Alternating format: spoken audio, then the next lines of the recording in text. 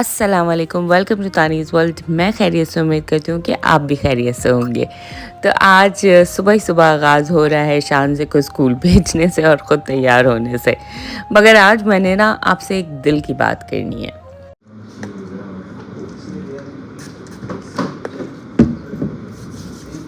हाँ, तो दिल की बात करने से पहले ये बता दूँ कि मैं ऑफ़िस पहुँच गई थी और ये कुछ ऑफ़िस के रिचुअल्स हैं जो मैं अदा करती हूँ। सबसे पहले सैनिटाइज़ हाथ करूँगी और उसके बाद ग्लासेस साफ़ करूँगी एंड फिर दुआ पढ़ के अपना काम स्टार्ट करती हूँ। हाँ, तो जनाब बात हो रही थी दिल की बात की। अच्छा, दिल की बात ये है कि मैं अपनी ज़िंदगी में एक अपने अंदर चेंज लाई और उस चेंज ने मेरी लाइफ़ काफ़ी बदली। तो मैंने सोचा क्यों ना आपके साथ भी शेयर किया जाए, क्योंकि मेरी यूट्यूब फैमिली मुझे बहुत अज़ीज़ है और शायद वो चेंज लाने से आपकी ज़िंदगी भी बदल जाए।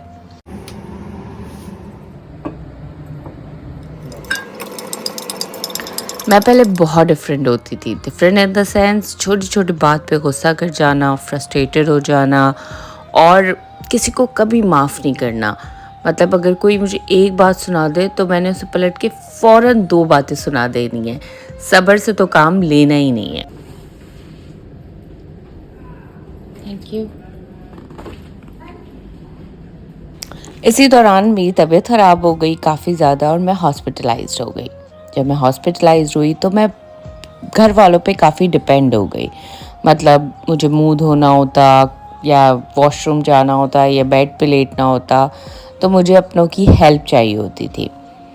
और उसी दौरान मैं थोड़ा-सा डिप्रेशन मोड में भी चली गई और उस दौरान मुझे अपने आस-पास सिर्फ़ वही लोग दिखे जिनसे मैं बदतमीज़ी करती थी, जिनकी बात नहीं मानती थी। अगर उनसे नाराज़गी हो जाए तो चाहती थी हमेशा वो ही मेरे पास सॉरी करने आए, मैं उनके पास ना जाऊँ। तब मुझे इतनी हैरत हुई कि यार ये लोग कैसे लोग हैं। मैंने इनके साथ क्या नहीं किया, मगर ये लोग इस वक्त मेरे बुरे टाइम में मेरे पास मेरे साथ खड़े हुए हैं, मेरी हर चीज़ का इतना ख्याल रख रहे हैं।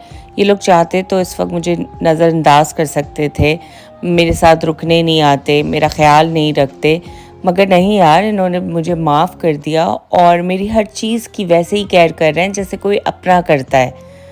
तब मैंने सोचा क्या माफ़ करना इतना ईज़ी होता है? इनके लिए इतना ईज़ी था मुझे माफ़ करना?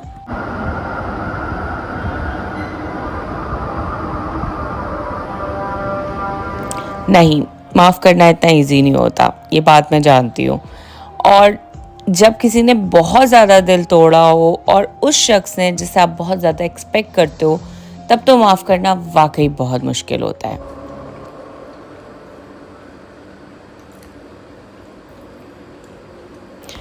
पर जब मुझे पता चला कि माफ़ करने की क्या अजर है और माफ़ करने से इंसान के दिल में कितना सुकून आ जाता है, तब मैंने अपने दिल में ठान ली कि मैं आइंदा कभी किसी से नाराज़ नहीं होंगी और अगर किसी ने दिल बहुत दुखा भी दिया, तो उसका फ़ैसला मैं अल्लाह पे छोड़ दूँगी। आपको पता है, एक दफ़ा एक शख्स अल्लाह के पास आया और उसने कहा कि फ़लाँ इंसान ने मेरी बहुत बेइज़्ज़ती करी है, मैं बताएँ उसके साथ क्या करूँ? अल्लाह ने कहा माफ़ कर दो। वो कुछ दिनों बाद दोबारा आया अल्लाह के पास और कहा आज तो उसने पूरे लोगों के सामने मेरी बेइज्जती करी है, अब बताया मैं क्या करूं? अल्लाह ने कहा माफ़ कर दो। जब वो तीसरी बार अल्लाह के पास आया और उसने फिर से यही बात दोहराई कि अल्लाह या अल्लाह, शख्स मेरे साथ बुरे पे बुरा किया जा रहा है और आप मुझे सिर्फ कहे जा रहे हैं कि माफ़ कर दो, तो क्या इसका मतलब मेरी कोई इज्जत ही नहीं है?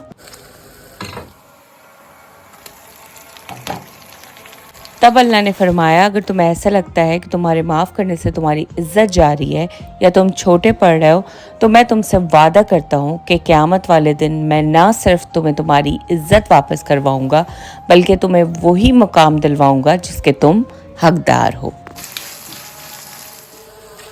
अब इससे अंदाज़ा लगाएं कि अल्लाह के नज़दीक ये कितना प्यारा अमल है। और मौला अली अलैहिस्सलाम ने भी फरमाया है कि लोगों को उसी तरह माफ़ कर दिया करो जैसे तुम खुदा से उम्मीद रखते हो कि वो तुम्हें माफ़ कर देगा।